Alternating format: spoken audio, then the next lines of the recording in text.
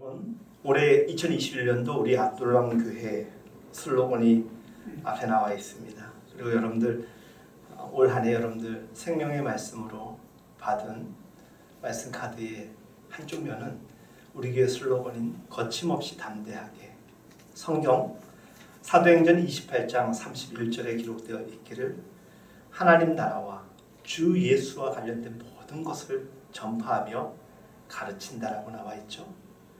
담대하게 거침없이 성경에 나와 있는 말씀인데 우리가 조금 편안하게 표현할 수 있도록 것을 정리하였습니다. 그래서 2021년 우리 아둘람 교회의 슬로건은 함께 따라해 볼까요? 거침없이 담대하게.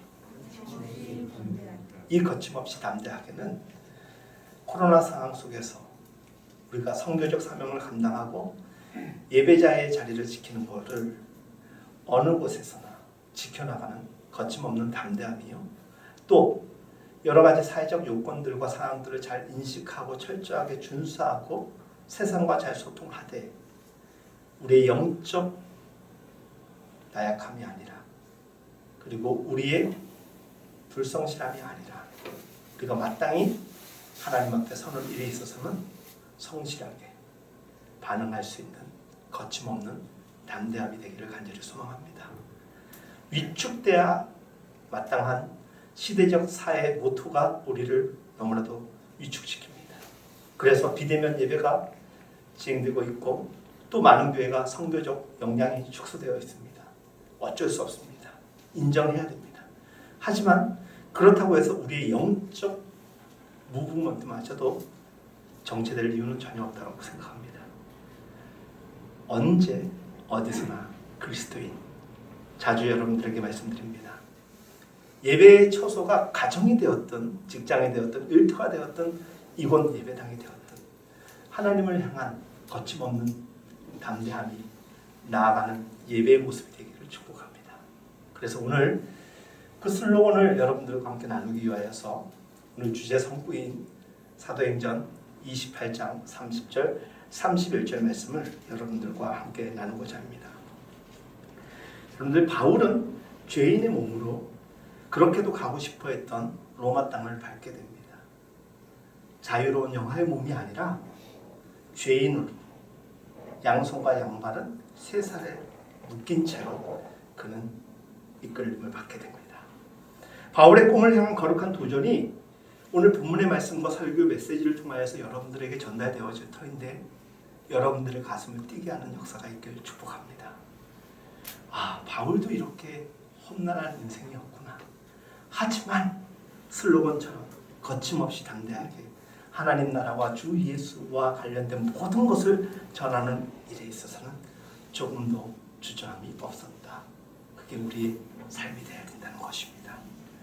당시 국제도시 로마의 중심에 복음의 기수로서 우뚝 서 쓰임받았던 한 사람 바울.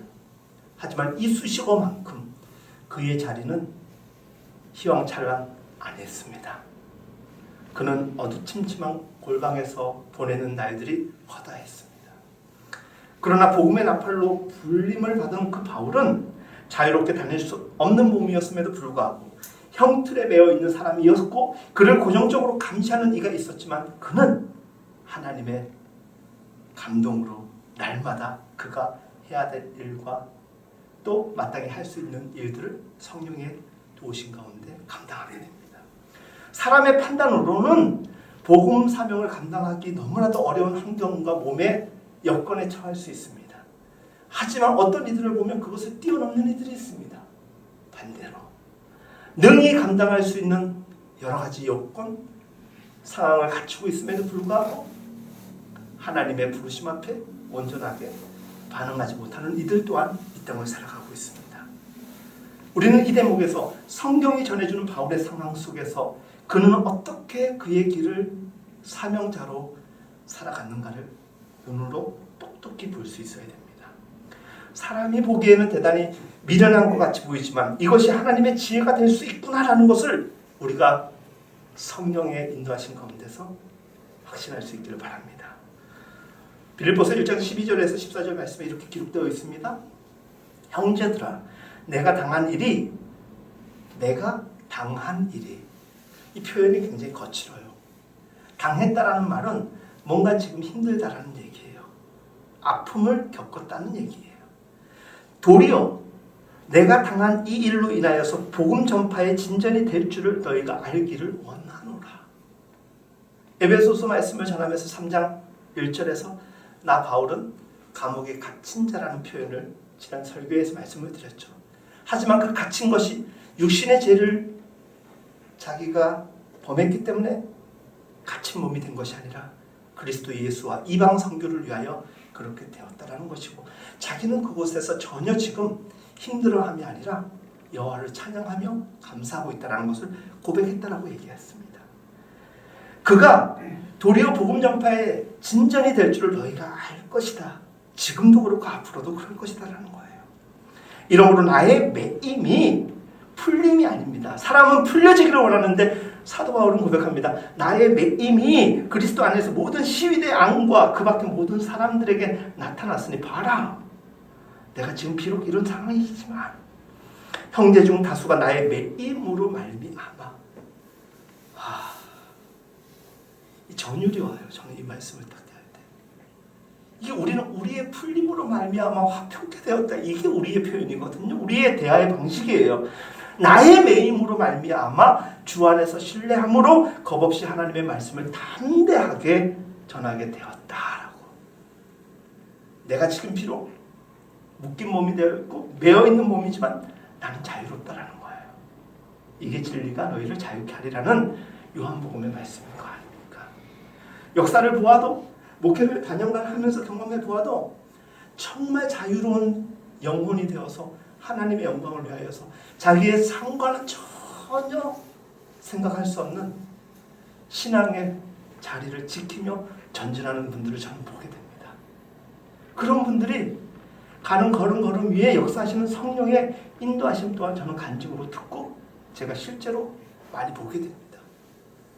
사람들이 볼 때는 이런저런 자격 다 구비해야지 어떤 조건의 사람이 될 수 있고 능력의 값을 행사함으로 그와 같은 일들을 할 수 있다라고 여기는데, 하나님이 쓰시는 방법은 그것을 포함하여 예외 없이 이 땅의 모든 사람들의 우리가 생각하고 이해할 수 없는 하나님의 방식과 다양한 룰들을 통해서 이끌어 가신다는 것입니다. 그래서 그 어떤 사람도 우리가 경시 여겨야 될 대상은 아무도 없어요. 하나님이 절대로 그렇게 보지 않는 그 어떤 영혼을 우리가 쉽게 정죄하고 단죄하면 안 된다는 것이에요. 왜? 하나님이 주목하는 한 사람인데 내가 무엇이라고 그를 함부로. 그래서 믿는 사람들은 바닥 인생이에요. 늘 남들이 다 높이 보여줘야 돼요. 섬김이라는 것은 내 의도와 내 의지로 하는 것이 아니라 하나님이 내게 믿음을 허락하여 주시고 나의 죄인된 인식을 하게 하시면은 저절로 내려가는 거예요. 어떤 힘으로 억지로 가가지고 그거 순종하고 헌신봉사하려고 하니까 안 되는 거예요. 내려가는 그 자연스러움이 성령의 인도하신 가운데 있다. 지금 사도 바울이 이렇게 메인 몸이 된 것도 자기에게는 전혀 어색함이 아닌 거예요. 하나님의 지혜라는 거예요. 하나님께서는 사람이 보기에 전혀 가능하지 않은 것을 당신의 일하심을 통하여서 진전시키시고 성취하신다는 거예요. 하나님은 때로 무지한 자들을 얼마나 많이 썼는지 몰라요. 예수님의 제자의 면면을 하나같이 다 보십시오. 그들이 세상 가운데서 얼마나 뛰어난 사람들이었습니까? 아닙니다. 주목받지 못한 인생들이었습니다. 그러면 하나님께서는 주목받지 않는 무지한 사람들만 골라서 사용하는 그건 아니에요. 이 말씀의 포커스는 무엇이냐? 누구든지 하나님이 쓰신다는 거예요. 세상에서 경력과 또 학력이나 모든 것들이 뛰어나다고 해서 쓰임받는 그런 세상 주의와는 다르다라는 것이에요. 하나님 나라는 모든 이들을 통하여 열려진 세상이라는 것입니다. 제자의 스펙 대단하지 않았습니다. 하나님의 역사는 나이 또한 전혀 문제되지 않았습니다. 자리 펴고 누워야 될 나이에 이 산지를 내게 달라고 찬양도 있지 않습니까? 갈래? 나의 지각이 들어가지고 이제 정착하고 안정을 누려야 될 나이에 본토 친척 아비 집을 떠나 내가 내게 약속한 땅으로 가라고 했을 때 뒤도 돌아보지 않고 갈 수밖에 없었던 그 믿음이 내 믿음이 아니라 위로부터 주시는 믿음으로 가능했던 거예요. 하나님의 방식은 때로는 우리가 이해할 수 없는 순간들이 있단 근데 그 모든 것이 어떻게 이해되느냐? 측량할 수 없는 하나님의 구원의 신비를 경험하고 깨닫게 되면 나머지는 다 순종의 값으로 전혀 계산의 도리가 아닌 거예요. 그거 앞에 다 마땅해. 그렇게 해서 죽어도 우리는 전혀 미치는 인생이 아니에요. 받은 게 너무 많기 때문에. 그래서 믿음의 사람들은 그냥 겁없이 가는 것처럼 보이지만 담대함으로 가는 거예요. 영적 계산을 가지고 가는 거예요. 어차피 하나님께 무한대의 능력이, 그리고 말로 표현할 수 없는 충만한 하나님의 보장이 나와 함께하기 때문에 이러한 일들을 간과하는 사람이라면 하나님이 누구신가를 아직 모르는 사람이에요. 이것이 납득되지 않는다면 용서하고 들으십시오. 아직 여러분들은 가야 할 길이 조금 더 남아있는 거예요. 그렇죠? 학교도 초등학교, 중학교, 대학원, 대학원까지 끝나고 평생 교육받으면서까지 얼마나 열심히 배웁니까? 사람들이 하나님의 말씀을 여러분들 얼만큼 목마름을 가지고 열심히 하고 있습니다. 하나님 말씀을 배워 깨달으셨을 때 얼마나 우리에게 유익이 될 때가 많습니까? 하나님께서 바울과 같은 존재를 통하여서 로마 제국을 영적으로 복음화시킬 그날을 이루리라고 누가 예상을 했겠습니까? 이 또한 하나님의 지혜를 통하여서 가능케 하신 일이라는 거예요. 그러므로 하나님의 일을 인간의 기준에 놓고 함부로 판단해서는 절대 안 됩니다. 하나님의 사람은 하나님이 통치하는 영역 안에서 하나님의 주권적 인도하심으로 끌고 가신다는 거예요.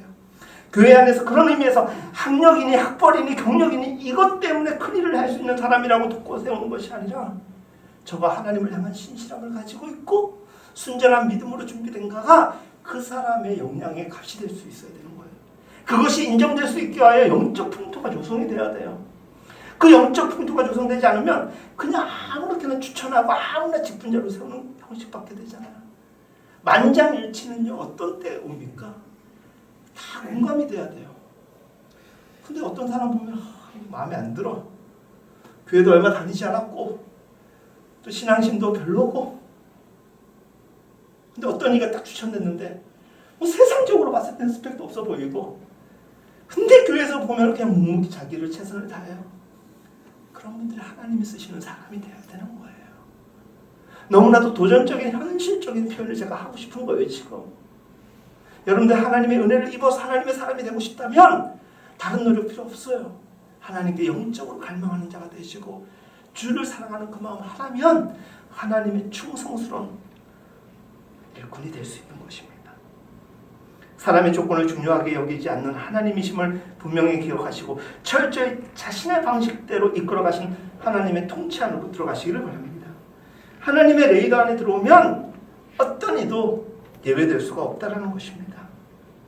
바울이 감옥에 있으면서 전도를 위해서 제일 먼저 근접한 사람, 그의 동족인 유대인이었습니다. 그래서 그는 유대인 중 높은 사람들을 청하여 그들이 모인 후에 이르되, 여러분 형제들아, 내가 이스라엘 백성이나 우리 조상의 간섭을 배척할 일이 없는데 예루살렘에서 로마인의 손에 제수가 내준 바 되었으니, 이 말씀을 통해서 바울은 자신의 마음의 완전함을 가지고 그의 동족을 위하여 자기가 언제나 최선을 다하며 수고하겠다라는 다짐이 들어있어요. 여러분 여러 차례 말씀드리지만은 로마인들조차도 사실은 사도 바울의 행적에 대한 감동이 있었어요. 근데 그를 끝까지 궁지로 몰고 갔던 사람은 자기 동족이었던 유대인이었어요. 근데 그는 그걸 원망스럽게 여기지 아니하고 자기가 최후 끝까지 감당해야 될 사람으로 여기고 사랑하고 품고 전하는 일에 게을리지 않았습니다. 사명에 붙들린다라는 것은 이거예요. 내 노력의 끝으로 완성되고 마무리하는 것이 아니라 하나님이 주권적으로 선언하실 때까지 그냥 치고 가는 거예요. 이건 무식하고 무지가 아니에요. 하나님의 영적인 전략적 계획과 계산 가운데서 우리는 그 값에 그냥 대입시켜지는 것밖에 되지 않는 거예요. 다메섹 도상에서 예수 그리스도를 만나서 그 이후로 그의 삶은 완전히 변화되었지 않습니까? 예수 그리스도를 위해서 지금까지 그가 어떻게 살았는가 생각하면 세상적으로 따지면 고난과 고통밖에 없어요. 그가 예수님 영접하고 그의 인생의 절반은 감옥에서 보냈어요. 절반은 전도여행 하는 바람에 곳곳으로 그냥 쉬지 않고 돌아다녔습니다. 예수 그리스도를 믿어가지고 영접한 이후로 그가 받은 복이 세상적으로 보면 너무 고되지 않습니까? 그런데 예수를 영접하고 하나님의 신실한 사람으로 살았을 때 그들에게 있어서 세상적 피로는 영적 기쁨에 비할 바가 아니었기 때문에 또 일어나서 또 뛰고 또 하고 이러는 거예요. 그가 로마까지 오는데 50년이라는 이 반세기가 걸렸습니다. 그동안 바울이 당한 환난과 고통을 이루 말할 수 없습니다. 그런데 그가 쫓기며 위협을 당하면서도 언제나 그는 그의 삶의 모든 힘을 가지고 그의 사랑하는 동족인 유대인들과 이방인 선교를 위해서라면 물불을 가리지 않았던 그였습니다. 마지막까지 그를 고통스럽게 그를 시달게 했던 사람들이었지만 그는 언제나 하나님의 영광을 위해서는 자기의 몸 하나쯤은 언제나 희생할 각오가 되어 있었던 것이었습니다. 여러분들 바울의 입장에서 봤을 때는 유대인들에게 복음을 전하고 싶은 마음이 정말 간절했겠죠. 근데 웬만한 사람 정도면 이제 포기해도 될 만한 정도에 이르렀던 거예요. 그리고 우리 인간적으로 생각했을 때 나게 이만치 했으면 됐지. 하나님도 이해하실 거야. 인정하시겠지. 자기 성에 안 차는 거예요. 왜 기도하면 하나님께서 자꾸 가라고 하고 기도하라고 하면 하나님이 자꾸 더 사랑하라고 하니까 자꾸 기도하면요. 괴로운 이유 중에 하나가 자꾸 하나님께서 보여줘요. 자꾸 뭔가를 하게 하세요. 세상적 유익을 취할 수 있는 그런 일이 아니라 하나님의 나라와 하나님의 뜻을 위해서 뭔가를 하게 하시는데 그게 우리 가운데서 영적 고통인 거예요. 해야 돼 말아야 돼 해야 돼 말아야 돼. 하지만 그런 희생값이 치러지지 않으면 하나님 나라의 도구로서 쓰임받을 수도 없고 우리에게 하나님께서 나눠주실 영적인 의미조차도 우리 발견할 수가 없는 것입니다. 그래서 참예하는 자가 되라는 거예요. 참예하는 자. 예배 그냥 자리에 앉아가지고 있는 그 자체로 만족하지 마십시오. 이 자체가 여러분들께 하나님의 예배의 성립 조건이 아닙니다. 이곳에 앉아서 눈이 동그래지도록 저를 보십시오. 제가 보기 싫으면 모니터를 보십시오. 어떻게든지. 저는 여러분들 중에서 피곤한 분들이 있다면 그 자리에 서서 예배드려도 저는 개의치 않겠습니다. 막 물을 부으세요. 생수를 이렇게 부으세요. 그럼 제가 다 이해할게요. 얼마나 예배를 갈구하고 안 졸려고 하면 저렇게까지 할까. 이러면서 물 한 잔 먹는 거예요. 여러분들 마스크 쓰면 너무 힘들어요. 진짜.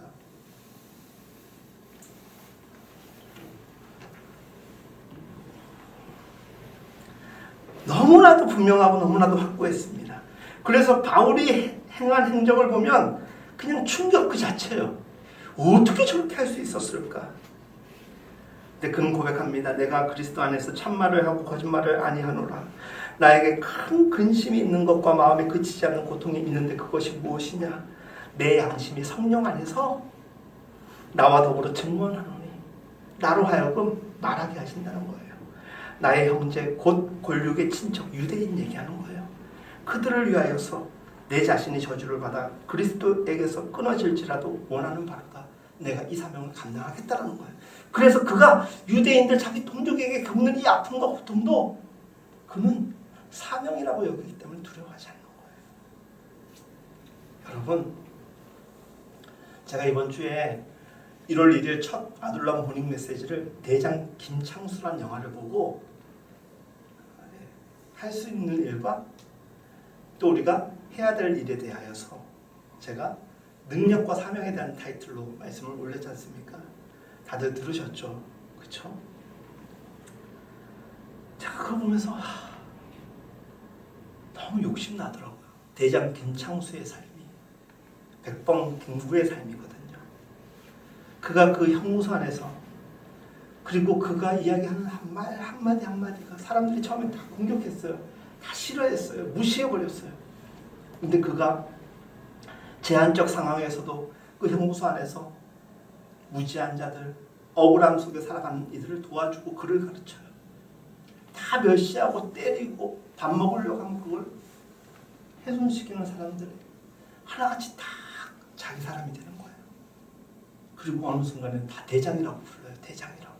형무소 직원까지도 자기를 그렇게 불러요.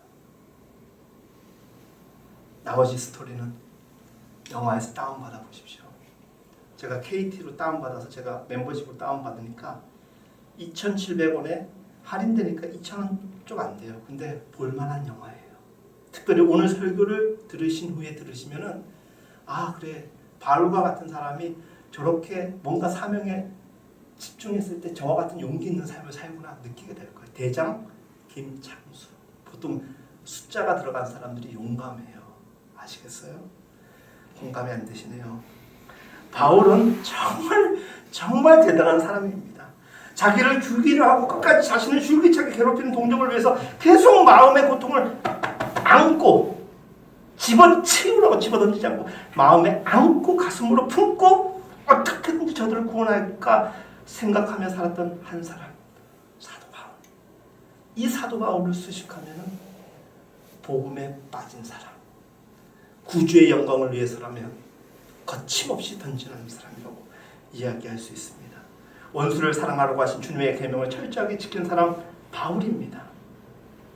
바울만큼 원수를 사랑하는 사람이 이 땅에 또 어디 있겠습니까? 우리 모두 가슴에 손을 얹고 우리 삶도 한번 생각해 보자는 거예요. 우리의 그리스도인으로서의 사랑과 전도의 모습이 과연 원수에게까지 미치고 있는가? 내가 사랑하고 싶은 사람, 좋아하는 사람을 사랑하는 정도가 아니라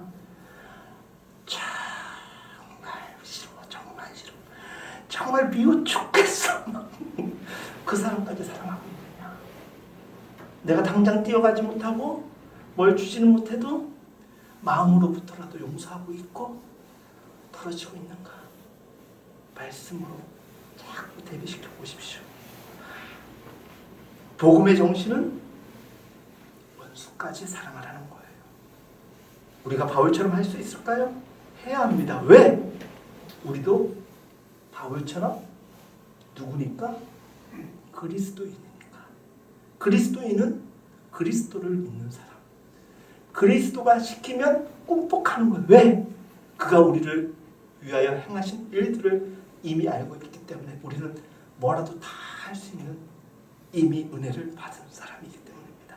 성령께서 우리 각자의 마음속에 민망함과 가책함을 주셨으면 좋겠어요.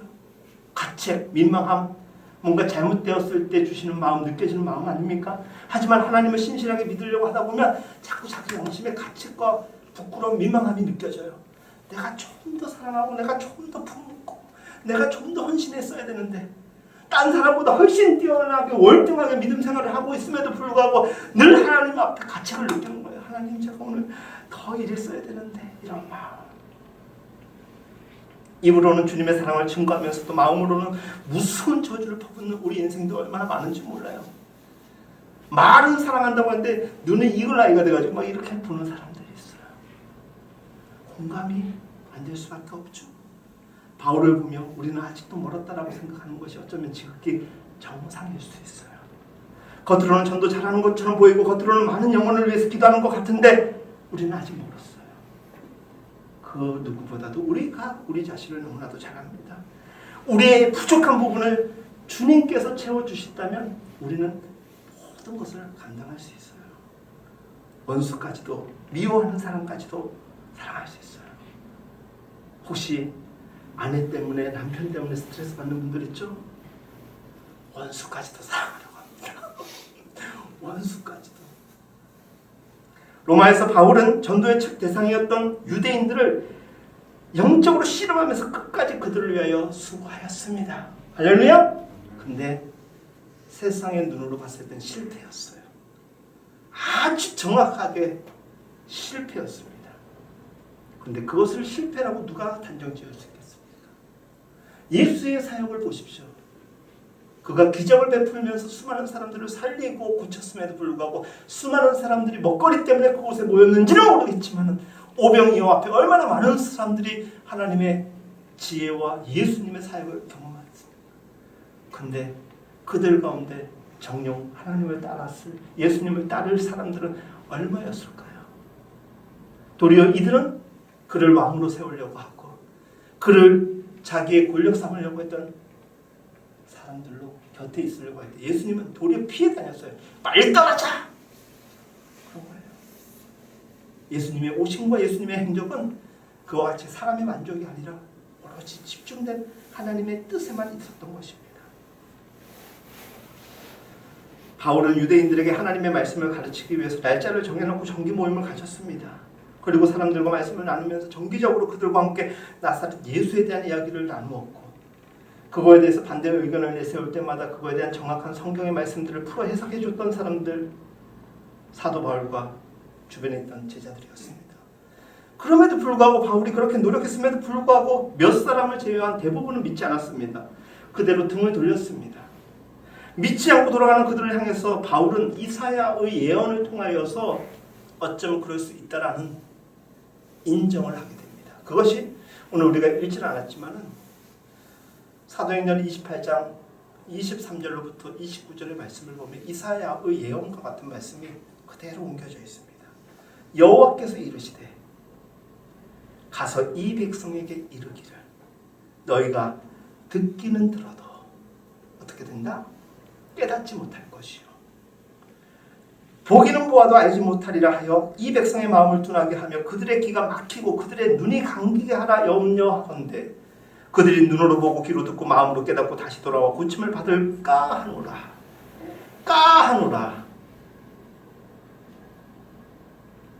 말씀을 전하면 다 족족 다 듣는 것처럼 보이지만 그렇지 않은 경우가 많아요. 그거에 대한 삶의 지혜와 여유가 사실 사도 바울에게 있었기 때문에 그냥 실망하지 않았던 거예요. 그게 우리이기 때문에. 이사야의 예언을 언급한 것은 유대인들이 완악하고 돌아오지 않을 수 있다는 것에 대한 수년간의 모습을 보았기 때문에 그럼에도 포기하지 않고 전할 수밖에 없는 사명에 대한 집중인 것이에요. 상황을 보면 우리가 포기하고 하고 싶지 않을 때가 얼마나 많습니까? 그렇지만 사명에 집중하면 내가 해야 될 일에 집중하게 되는 거예요. 바울은 결국 로마에서 이사야의 예언이 또 한 번 성취되었다는 것을 증언하고 있는 것입니다. 로마서 11장 11절 그러므로 내가 말하노니 그들이 넘어지기까지 실족하였느냐 그럴 수 없느니라 그들이 넘어짐으로 구원의 이방인에게 이르러 이스라엘로 시기나게 함이니라. 여러분들 사도행전에 보면은 두 가지 패턴의 사람이 있습니다. 한 패턴은 예수를 전하지만 끝까지 받아들이지 않는 유대인과 같은 삶을 살아가는 이들이 있습니다. 또 하나의 패턴을 살아가는 사람은 어떤 사람들이냐? 예수를 믿고 돌아와서 하나님의 자녀가 되는 이방인들의 삶과 같이 살아가는 이들이 있습니다. 자, 다시 한번 요약을 드립니다.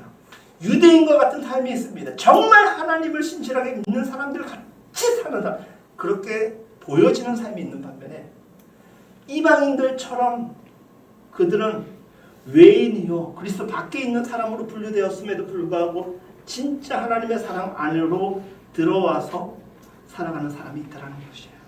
보여지는 것이 아니라 보이지 않는 내적 신앙과 고백으로 살아가는 사람들, 그리고 이탈되었던 영역에 살았지만은 그 안으로 스며들어서 하나님의 구원의 은총으로 살아가는 사람들이 그 당시에 두 부류로 있었다면 우리는 태생적으로 이방인의 삶을 살았다 한들 구원의 은총으로 살아갈 수 있다면 이방인적 삶의 자리가 우리에게는 자랑거리가 될 수 있어야 되는 거예요. 모태신앙이라고 해가지고 난 태어날 때부터 유대인 모태신앙이야 이것이 하나도 도움되지 않아요.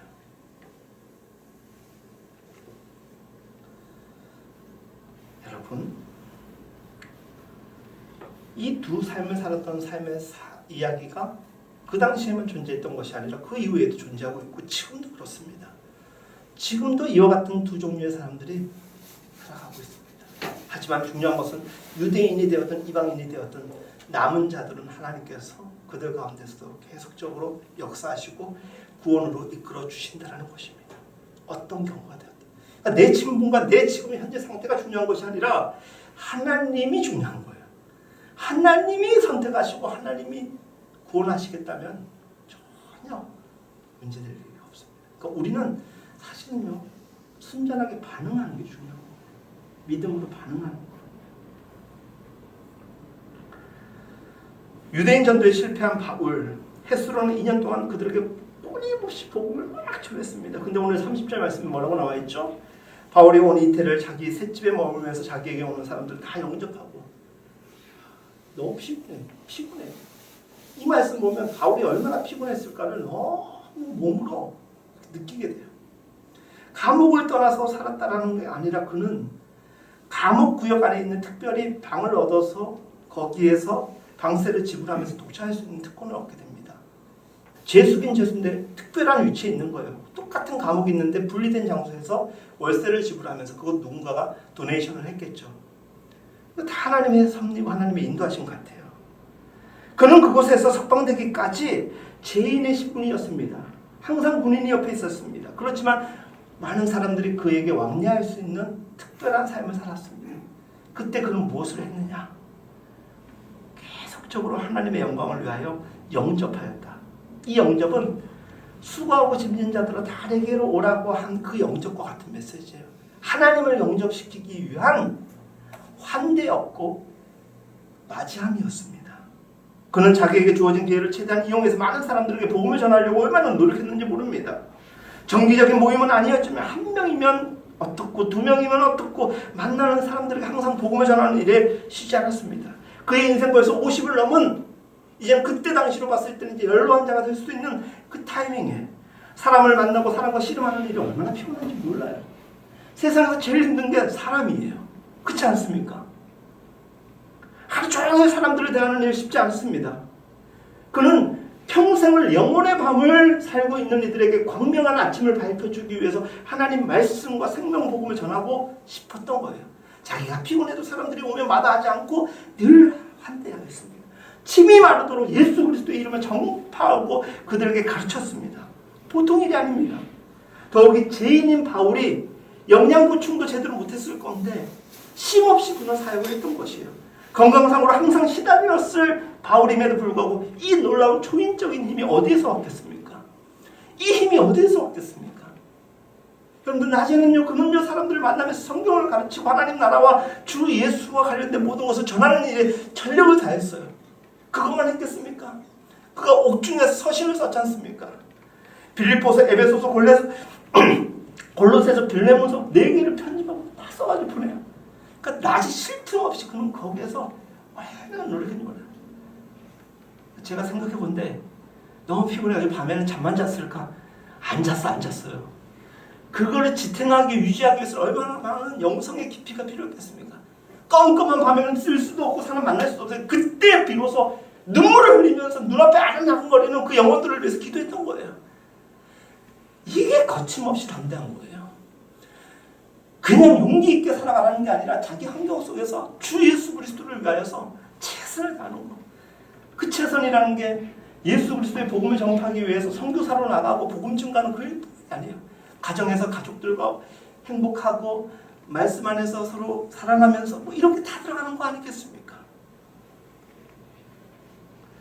그런 과정 가운데서 아주 진액과 같은 복음이 흘러나온 거예요.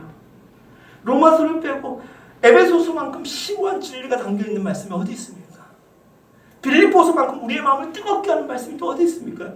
읽으면 읽는 대로 족족 우리에게 은혜가 되는 한 말씀 한 자라도 놓칠 수 없는 그 말씀이 거기에 들어있는데 왜 그렇게? 그는 쉴 틈 없이 성령을 강구하였고 부으신 은혜로 낮에는 종일 섬기고 영접하고 쓰고 전파하고 거기서 제자도 얼마나 많이 키웠는지 모릅니다. 불을 켜지 못하는 어두운 밤이면 날마다 기도하며 정신없이 주를 위하여서 달렸던 그 사람. 그가 충직한 제자들을 그곳에서도 얼마나 많이 양육했는지 모릅니다. 아리스다고 디모데 두기고 에바브로디도 심지어 마가와 요한까지 다 그곳에서 영적으로 코칭을 했던 자리였던 것입니다. 복음의 사람은 언제 어디냐가 문제가 아니에요. 그 마음에 하나님을 모시고 있느냐가 중요한 거예요. 그래서 내가 몸으로 움직이면 영적으로 뛰는 거예요. 그게 기도거예요. 그렇죠? 감옥에서 춤추고 난리 난 거죠. 자기가 그곳에서 하나님의 영광을 나타낼 수 있는 건 그거밖에 없고 생각해도 찬양하는 게 마땅한 거예요. 여러분 그 열정이 어디에서 왔을까요? 알려드리겠습니다. 그에게는 꿈이 있었습니다. 따라해볼까요? 꿈! 그 꿈이 뭐냐? 요즘 보면 원하고 바라고 기도합니다 이런 찬양 있죠? 거기 보면 이렇게 나오죠. 하나님의 꿈이 나의 비전이 되고. 비전은 뭐예요? 당장 만져지지 않지만 내가 바라보는 시야에서 이루어질 거라고 예상하는 그 모든 것들이잖아요. 그게 하나님의 꿈이 내 시야에서 비전이 된다는 거예요. 그에게 있어서 영혼구원과 하나님 나라를 전파하며 그리고 주 예수와 관련된 모든 것을 전하는 것이 그의 꿈이 되어버린 거예요. 그 꿈을 꾸는 삶이 얼마나 행복했겠습니까? 여러분들 꿈 꾸면 얼마나 행복해요. 그렇죠? 이런 꿈이 있습니까? 이제 뭐 살다 보니까 닳도록 달아가지고 우리가 열정이 안 사는 때가 있잖아요. 그렇죠? 목표의식이 흐릿해요. 그냥 안주하기 바빠요. 근데 하나님을 신실하게 믿으면 하나님 자꾸 우리에게 의욕을 자꾸 이렇게 들쳐요. 이렇게 번쩍번쩍이게 합니다. 꿈은 사람을 강하게 만듭니다. 다른 것에 관심이 가지 않을 만큼 집중하게 만들고 몰입하게 만드는 것이 꿈입니다. 꿈이 있으면 상상도 못할 힘이 생깁니다. 그래서 꿈은 위대한 거예요. 근데 꿈도 잘 꿔야 됩니다. 현대인들이 힘이 없는 이유는 꿈과 소망이 없이 살아요. 비전이 없어요. 그냥 안주하면서 살아가는 그의 마음속에 텅 비어있는 것밖에 없습니다. 사랑하는 여러분, 여러분들에게 꿈이 있습니까? 내 지금 살아가는 모양이 지금 꿈이 있을 것 같습니까? 목사님, 말이 되는 소리를 하십시오.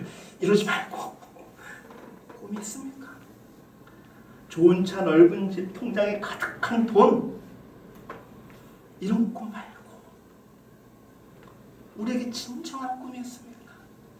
힘들고 고통스러운 모든 사람들의 보편적인 삶 속에서 나라는 그리스도인들은 그래도 살아가야 될 이유가 있고 열정 다하여 살아갈 이유, 그게 꿈이 돼야 되는 거예요. 그게 그리스도의 부르심이 되는 거예요. 이 꿈 가져야 할 꿈이 있습니까? 여러분, 이 한 목소리로 고백할 수 있었으면 좋겠어요. 우리의 꿈이 무엇이냐? 우리가 함께 고백하면서 이 시간 불러보면 이게 우리 꿈이 돼야 돼요.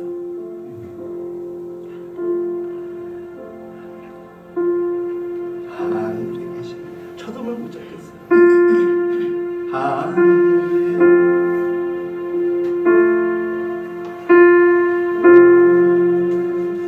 죄송합니다. 제가요 여러분들과 부르고 싶은 찬양이 있어가지고 정말 준비 엄청 했거든요. 30분 동안. 아까 초점을 못 잡겠네 이거. 너무 설교 시간에 막 이렇게 했더니 선생님 초점을 잡아주세요. 하늘에 계신 아버지 이름 거룩하사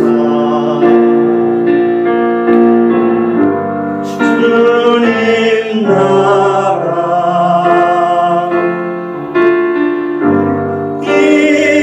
임하시고 뜻이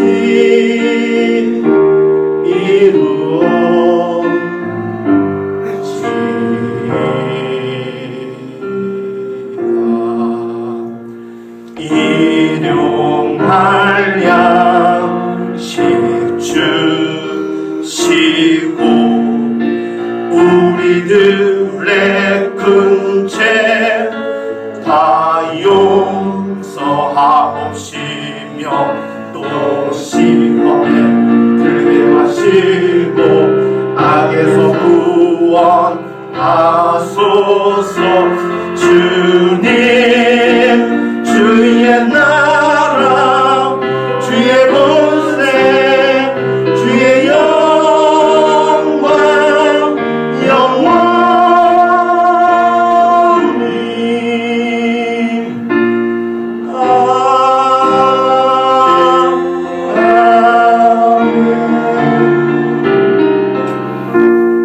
아멘. 이게 우리의 꿈이 돼야 돼요. 아시겠어요? 우리의 꿈은 하나님, 하늘에 계신 우리 하나님이 영광 받으시고 주님 나라가 임하고 뜻이 이루어지며 날마다 일용할 양식을 주시는 그 하나님을 향하고 우리 같은 죄인이 세상에 어디 있습니까? 허물 많은 우리 인생 구원하시기 위해서 예수님께서 일하셨고 시험에 들 때마다 우리를 격려하시고 회복시키시는 성령의 그래서 우리는 날마다 주의 나라, 주의 권세, 주의 영광을 찬양할 수밖에 없는 거예요. 이게 우리의 꿈이에요. 이 꿈에 대한 확신을 가진 바울, 거침없이 담대하게 나갔던 거 아닙니까? 예수 믿는 우리들에게 꿈이 이겁니다. 이런 꿈을 가진 사람은 성령께서 계속 개입하셔서 그 마음을 불타게 하셔요. 뜨끔뜨끔 감당할 수 없어요. 자야 되는데 심장이 벌떡벌떡 뛰어요. 어제 12시에 성도님 한 분과 또 다른 성도님이 문자를 보냈어요.